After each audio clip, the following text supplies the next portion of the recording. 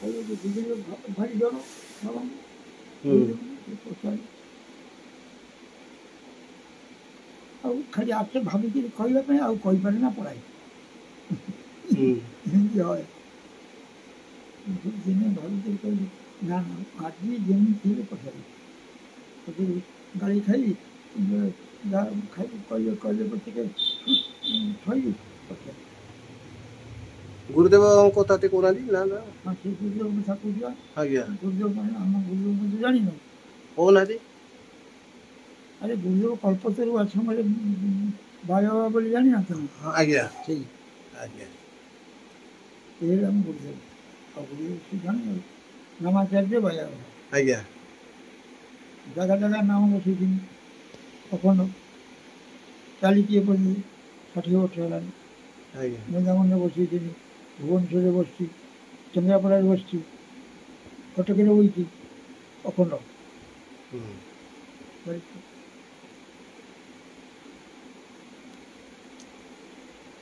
କଣ ପଚାରିବେ କହୁଥିଲେ ଗୁରୁଦେବ ସତ୍ୟ ଜ୍ଞାନେ ଗୁରୁ ବାକ୍ये ଯାହାର ବିଶ୍ୱାସ ଅବଶ୍ୟ ତାହାର হয় ବ୍ରଜଭୂମି ବାସ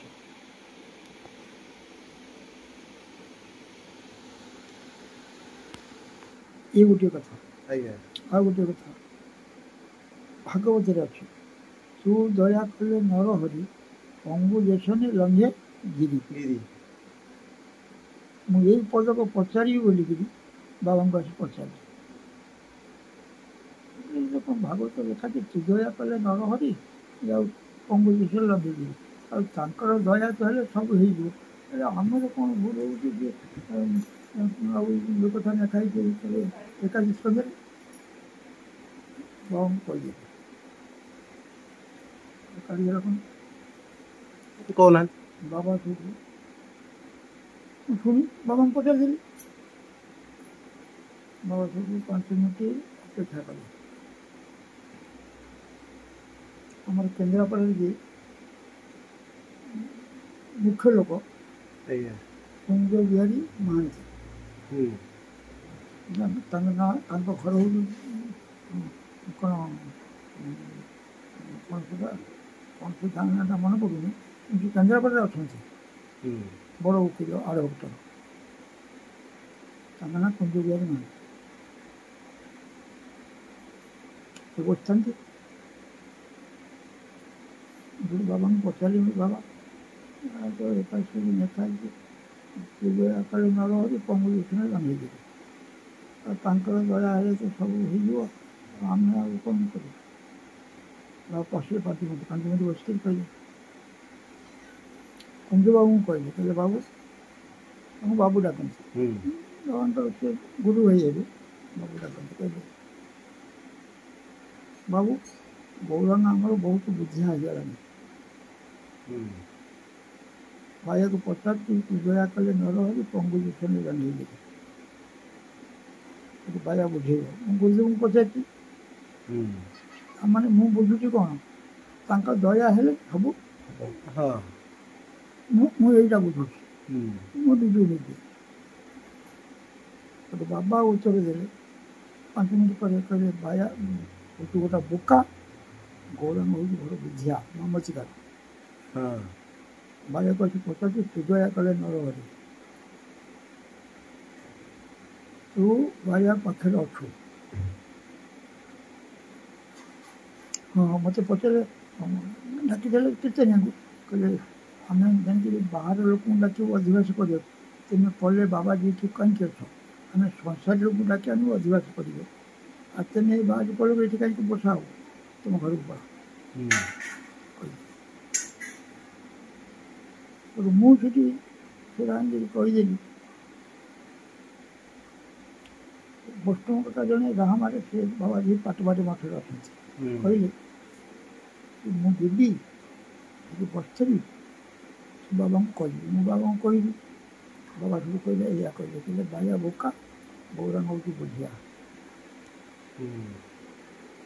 ମୁଁ କହିଦେବି ନା ମୋତେ ତ ଲେଖାଯାଉନି ମୁଁ ତ ଦେଖିପାରୁନି ଆଉ ବହି ପର୍ଯ୍ୟନ୍ତ ଯଦି ପାଠ ପଢ଼ିଥିଲି 16 ବର୍ଷରେ ତ ବସନ୍ତରେ ଆଖି ଖରାପ ହେଲା ପାଠ ପଢ଼ିଥିଲି ବସନ୍ତ ହେଲା ଖରାପ ହେଲା କହିଲେ ମୁଁ ତ ପାଠଶାଠ ପଢ଼ିପାରିନି, ଆପଣ ବହି ପଢ଼ିପାରିବିନି, ଆଉ ମୋ ପାଖକୁ ଏ କଥା ଆସିବନି। ବାବାଙ୍କୁ ମୁଁ ସେ କଥା କହିଦେଲି, ବାବା ମୁଁ ଯଦିଓ ପଢ଼ିଛି ପାଠ ଆଉ ତ ବହି ପଢ଼ିପାରିବିନି, ଦେଖିପାରିବିନି, ଆଉ ପଢ଼ିବି କେମିତି? ଆଉ କେମିତି ମୋତେ କହୁଛନ୍ତି ତୁ ଅଧିବାସ କରିବୁ? ବାବା 5 ମିନିଟ୍ ବସିକି କହିଲେ, ବାୟା ବୋକା, ଗୌରାଙ୍ଗ ହଉଛି ବିଦ୍ୟା। ମୋ କହିବାଟା ଭୁଲ ହେଇଗଲା। କହିଲେ ତୋତେ ଦେଖାଯାଉନି ବୋଲି କ'ଣ ବାୟା ଜାଣିନି? ତୁ ବାୟା ପାଖରେ ଅଛୁ, ତୋତେ ଦେଖାଯାଉନି ବୋଲି ବାୟା ଜାଣିନି? ତୁ ଜଣଉଛୁ, ତେଣୁ ତୁ ବୁଝିଆ। ବାୟା ହେଲା ବୋକା। ମୋର ମୁଣ୍ଡ ଖରାପ ହେଇଗଲା। ପ୍ରକୃତ କଥା ଭାଉଜ ଜାଣିକିନି ପୁଣି ମୋତେ କହୁଛନ୍ତି ଅଧିବାସ କରିବ। ମୁଁ କେମିତି କରିବି? ପଢ଼ି ତ ପାରିବିନି ବହି। 9 ମହିନା ଭକ୍ତରେ କଲି, ମୋର ଭୁଲ ହେଇଛି କହିଲା। କାହିଁକି କହିଲି? ତୋତେ ଦେଖାଯାଉନି ବୋଲି ବାୟା ଜାଣିନି? ତୁ ଜଣଉଥିଲୁ ବାୟାକୁ। ଏତେ କହିଲା ତୁ କରିବୁ।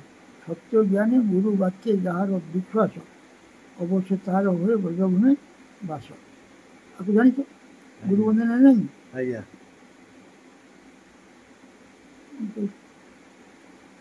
ମୋର ଭୁଲ ହେଇଛି, ଆଉ କହିବେନି। କାହିଁକି କହିଲୁ? ତୋତେ ଦେଖାଯାଉନି ବୋଲି କହିଲେ ବାୟା ଜାଣିନି? ବାୟାକୁ ବୋକା ତୁ ବୁଝିଆ। ବାୟା କ'ଣ ଜାଣିନି ତୋତେ ଦେଖାଯାଉନି? କାହିଁକି ଆଉ କହିବୁ? ଯଦି କହିଲି ପୁଣି ତାର ଉତ୍ତର, ମୋତେ 50 ଲୋକ ଆମେ ସମସ୍ତେ ଡକେଇଛନ୍ତି ବାବା, ସମସ୍ତେ ଯାଇଛନ୍ତି। ତାদের କୁଞ୍ଜ କହିଲେ, ଆଉ ତାଙ୍କ ଦୁଃଖ ତ ସେ କହିଲେ। କୁଞ୍ଜ ହେଉଛି ବାବାଜୀଙ୍କ ଭକ୍ତ, ପରେ ମେନ୍ ଲୋକ ସେ। କହିଲେ ତାଙ୍କ ଦୁଃଖ ତ ସେ ଜଣେଇଲେ। ଆଉ ବାବା କ'ଣ କହୁଛନ୍ତି, ବାୟା ବୋକା, ତୁ ତାକୁ କହୁଛନ୍ତି ବୁଝିବା। ତାଙ୍କ ଦୁଃଖଟା ଜଣେଇଲେ। ନା ତମେ ବୁଢ଼ା ହେଲେଣି, ତମ ବୁଦ୍ଧି ବି ବୁଢ଼ା ହେଇଗଲାଣି, କିମ୍ବା ଓକିଲ ଆଡ଼ ଭକ୍ତ ହେଇଛ, ଏମିତି ତାଙ୍କୁ କହିଲେ। ବାୟା କ'ଣ ଜାଣିନି? ସେ ନେଇ ସେ ବାୟାକୁ ଜଣଉଛି ମୋତେ ଦେଖାଯାଉନି, ତାକୁ ଦେଖାଯାଉନି ବୋଲି ବାୟା କ'ଣ ଜାଣିନି? ତେଣୁ ବାୟା ବୋକା, ସେ ବୁଝେ, ଜଣେଇଲା। ତାକୁ ଦେଖାଯାଉନି ବୋଲି ବାୟା କ'ଣ ଜାଣିନି?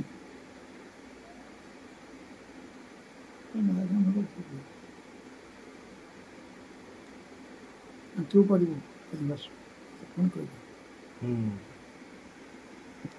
ହଉ ଯେତେବେଳେ ପାଇ ମୋର ଭୁଲ ହେଇସାରିଲାଣି, ହଉ ମୁଁ କହିଲି ଆଉ କହିବିନି। ତୁ କରିବୁ କେତେ? ତୁ କହୁଛୁ ମୋତେ ଦେଖାଯାଉନି, ବାୟା କହୁଛି ଏଠି ଯେତେ ଲୋକ ବସିଛନ୍ତି କାହାରିକି ଦେଖାଯାଉନି।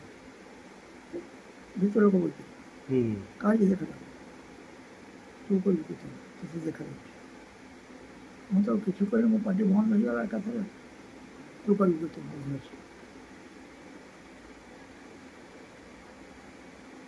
ବାବାଜୀଙ୍କ ସବୁ ଉତ୍ସବ ଥାଏ 10-15 ଦିନ। ତାଙ୍କର ବାର୍ଷିକ ଉତ୍ସବ, ବାର୍ଷିକ ଉତ୍ସବ ବୋଲି କାହାକୁ ଜାଣିପାରୁଛୁ? ରାମଦାସ ବାବା, ବାବାଙ୍କ ଗୁରୁ ସେ। ଆଜ୍ଞା। ମନେ ରଖ ସବୁ କଥା। ଆଜ୍ଞା। ମୁଁ ତ କହିଲି ଆଉ କିଛି କହିବିନି, ଆଉ ମୋର ତ ଭୁଲ ହେଲାଣି କହିଥିଲି। ତୁ କରିବୁ ଏତିକି କହିଛନ୍ତି ତ, କିଛି କହିନି। କହିଲେ କେତେ ଦେଖାଯାଉଛି, ତୁ କେତେ କରିବୁ? ଏଇ ଯେତେ କହୁଛନ୍ତି କାହିଁକି ଦେଖାଯାଉଛି? କ'ଣ କହୁଛୁ? ମୁଁ କିଛି କହିନି, ଛିଡ଼ା ହେଲା। ଡାକିଲେ ଆଉ ବସ।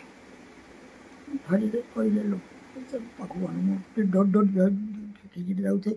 ତାଙ୍କ ସେ ହାତ ବଢ଼େଇଥାନ୍ତି ବାବା, ତାଙ୍କ ହାତ କତିକି ମୁଁ ପାଉନି। ଛିଡ଼ା ହାତ ଦିଆ ଛିଡ଼ା ତଫାତରେ ଅଛି। ହାତ ତାଙ୍କର ପାଇଲେ ସେ ମୋତେ ଧରିକି ଟାଣିବେ କତିକି।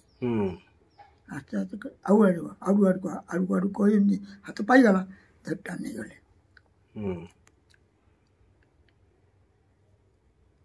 ଗୁରୁ ବନ୍ଦନା ପଢ଼ୁଛ? ମୁଁ କହିଲି ଆଜ୍ଞା।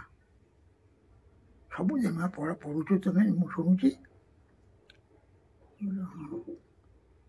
ସତ୍ୟ ଜ୍ଞାନେ ଗୁରୁ ବାକ୍ୟ ଯାହାର ବିଶ୍ୱାସ ଅବଶ୍ୟ ତାହାର ହୁଏ ବ୍ରଜଭୂମି ବାସ। ଆଉ ପଢ଼ୁନା? ଆଜ୍ଞା। ଆଉ ତେତେ ତ କହିଲା ତୁ କରିବୁ, ତୋର ବିଶ୍ୱାସ ନାହିଁ? ଆଜ୍ଞା ବିଶ୍ୱାସ ନାହିଁ ତ ମା ବାବା କହୁଛନ୍ତି ମୁଁ କରିବି। ଆଉ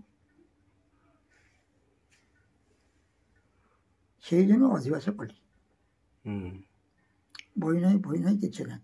ତମେ ବି ଶୁଣିଛ ଅଧିବାସ କୀର୍ତ୍ତନ, ତମରି ଗାଁରେ ବି ଯାଇ କରେ। ସେଇଦିନ ତ ଅଧିବାସ କଲି। ଅଧିବାସ କରୁ କରୁ ସବୁ କୀର୍ତ୍ତନ ଅଧିବାସ ମୁଁ କରେ। ସନ୍ଧ୍ୟା କୀର୍ତ୍ତନ, ପ୍ରଭାତୀ କୀର୍ତ୍ତନ ଆଖରେ ଦେଇକିରି ସନ୍ଧ୍ୟା କୀର୍ତ୍ତନ, ପ୍ରଭାତୀ କୀର୍ତ୍ତନ, ମଧ୍ୟାହ୍ନ କୀର୍ତ୍ତନ, ଅଧିବାସ କୀର୍ତ୍ତନ ସବୁ କରେ। ସେସବୁ ସେଠୁ ମୁଁ ତ କଲି। ଆଉ ସେଠୁ ବୋରିନାରେ ହେଲା। ସେଠୁ ବାବା ସେଦିନ ପଚାରିଲେ, ସେଦିନ ଅଧିବାସ ହେଉଥାଏ ବା ଅଧିବାସ ଉତ୍ସବ ହେଇଥାଏ ତ ରାମଦାସ ବାବାଙ୍କର। କହିଲେ କୀର୍ତ୍ତନ କିଏ କରୁଛି? ବାବା ପଚାରିଲେ। ତଳେ କୀର୍ତ୍ତନ କରୁଥାଏ, ବାବା ଉପର ତାଳରେ ବସିଥାନ୍ତି। ଆରେ କିଏ କରୁଛି ଅଧିବାସ? ବିନୋଦ ବାଙ୍କୁ ପଚାରିଲେ। ବିନୋଦ ଯାଇ ଖୋଳ ଧରିଥାନ୍ତି। ବିନୋଦ କୁଆଡ଼େ ଗଲା? ଏ ଖୋଳ ବଜାଉଛି। ସବୁ ଡାକି ଆସିବ ବାୟା ଡାକୁଛି। ସେଠୁ ଆଉ ଗୋଟେ ଲୋକ ଗଲା ଖୋଳ ବଜାଇବାକୁ, ଖୋଳ ଛାଡ଼ିକିରି ଆଇଲେ। କହିଲେ କୀର୍ତ୍ତନ କିଏ କରୁଛି? ଗୌରାଙ୍ଗ ବାବା କରୁଛନ୍ତି। ହଉ ଏତେ ଦିନ ଆମ ନାମ ପାଣି ରହିଲା, ନାଁ ପାଣି ରହିଲା। ସେଠି କହିଲେ। ସେଠୁ କୀର୍ତ୍ତନ ବଢ଼ିଲା। ମୁଁ ଯାଇ ଦଣ୍ଡବତ କଲି, ନମାଇଁ ପଢ଼ିଲି। ସେଠୁ ଆସିଲି, ଯେମିତି କହିଲେ ଗୌରାଙ୍ଗ। ମୁଁ କହିଲି ଆଜ୍ଞା। ନା ଏତେ ଦିନ ଆମ ନାମ ପାଣି ରହିଲା। ଆମେ ଯେଉଁ ବାହାର ଲୋକଙ୍କୁ ଡାକି ସଂସାରୀ ଲୋକଙ୍କୁ କୀର୍ତ୍ତନ କରିବାକୁ ଡାକୁଥିଲୁ, ଏତେ ଦିନ ଆମ ନାମ ପାଣି ରହିଲା। ହଉ ବାପା। ଆରେ ବିନୋଦ କାଲି ସେ ସନ୍ଦେଶ ଡାଲା କିଏ ଦେଇଥିଲା? ନା ଅଛି ଭୋଗ ଜାଣେ। ସେଠୁ ଆଣିଲେ। କହିଲେ ଆଉ ମୁଁ ଭୋଗ କରିଦେଉଛି, ବାବା ପାଇବେ ଦୁଇଟା। ନା ନାଇଁ ତୁ ଆଣେ। ସେଠୁ ଆଣିଲେ। ମୋତେ କହିଲେ ହାତ ଦେଖା। ହାତ ଦେଖେଇଲେ। ସେ ମୋତେ ଦେବେ ବୋଲି ମୁଁ କ'ଣ ଜାଣିଛି? ହାତ ଦେଖେଇଲି। ହାତ ଉପରେ ଯେମିତି ଥୋଇଦେଲେ ଡାଲାଟାକୁ। ମୁଁ ପଛରେ ବସିନି, ବିପିନ ବାବା ଛିଡ଼ା ହେଇଛନ୍ତି। ବିପିନା କହିଲେ ସେ କ'ଣ ଏକାଠିଆ କରୁଥିଲେ? ବିପିନା ତ କହନ୍ତି ଆମେ ସବୁ କରୁଥିଲୁ ତାଙ୍କ ସାଙ୍ଗରେ। ଆରେ କଲେ ସେ ତ ଗାଉଥିଲା ସିଏ ନା। ନା ସିଏ ଗାଇଲେ ଆମେ କ'ଣ ବଇଥିଲୁ? ଆମେ ଗାଉନଥିଲୁ, ବଜଉନଥିଲୁ? ମୁଁ ତ ବଜଉଥିଲି ଖୋଳ। ନହେଲେ ଯିଏ ଗାଏ ତାରି ନାଁ କୁହାଯାଏ। ହଉ ଏ ସେ ସନ୍ଦେଶ ଡାଲା ମୋ ହାତରେ ଦେଲେ, କହିଲେ ନେଇଯା। ଯେଉଁ ଗାଣ୍ଠିଟା କାଲି ଘୋଡ଼େଇ ହେଇଥିଲା ଭାଇ, ସେ ଗାଣ୍ଠିଟା ଅଛି, ଦିଆନ ସେଟାକୁ ଆଣେ। ବାବା ଘୋଡ଼ନ୍ତି ସେଟା ଭଲ ଅଧିକ ନାର ଧଳା। ଦେଲେ କହିଲେ ଏଟା ଉଣ୍ଡେ ଝିଅରେ ପକେଇବୁ। ଏଠିକି ଦେଲେ, ସନ୍ଦେଶ ଡାଲାଇ ଦେଲେ, ଧରିକି ଆଇଲେ। ଯେମିତି ଖାଲି ପଛକୁ ମୁହଁ ବୋଲିକି ସେ ଡାଲାକୁ ବିପିନା ଉଠେଇ ନେଇଗଲା ମୋ ହାତରୁ। ମୋ ପାଟିରେ ଗୋଟେ ପୁରେଇ ଦେଲା, ଉଠେଇ ନେଇଗଲା। ମୁଁ ଲୋକଙ୍କୁ କହିଲି କ'ଣ ହେଲା? କହିଲେ ସେ ପ୍ରସାଦ କିଏ ମୋ ହାତରୁ ଟେକି ନେଇଗଲେ। କିଏ ନେଇଥିବ? ସେ ବିପିନ ନେଇଥିବ। ଆଉ ବିପିନ ଦିଏ ନା, ସେ କ'ଣ ଏକାଠିଆ କରୁଥିଲେ? ବିପିନା କହିଲେ ବାବାଙ୍କୁ। ମୁଁ ପଳେଇ ଆଇଲି। ସେଇଦିନ ତ ଅଧିବାସ କଲି। ଆଉ ଏଇ ପଦକୁ ମୋତେ କହିଲେ, ସତ୍ୟ ଜ୍ଞାନ ଗୁରୁ ବାକ୍ୟ ଯାହାର ବିଶ୍ୱାସ ଅବଶ୍ୟ ତାହାର ହୁଏ ବ୍ରଜଭୂମି ବାସ। ଯାହା ତୁ କରିବୁ କୀର୍ତ୍ତନ। ସେଇଦିନ କଲି। ଆଉ କ'ଣ ଏଇ ପଦେ କଥା କଲି। ଆଉ କରୁଛୁ ସେଦିନ କରି। ଏବେ ଆଉ ପଢ଼ିତେ ପାରୁନ, ବଳ ନାହିଁ, ଛାଡ଼ିଦେଲି। ଆଉ ବତେଇ ଦେଇପାରିବି, ସ୍ୱରଟା କହିଦେଇପାରିବି। ଏତେ ସମୟ ଗାଇପାରିବନି, ଗାଇଲା ବେଳକୁ ମୁଣ୍ଡ ଉପରେ ବୟସ ହେଲାଣି। ବୟସ ହେଇଗଲା। ବୟସ ଆସି ହେଲାଣି 89 ନା 90 ହେଲାଣି। ବିନୋଦ କହିଲା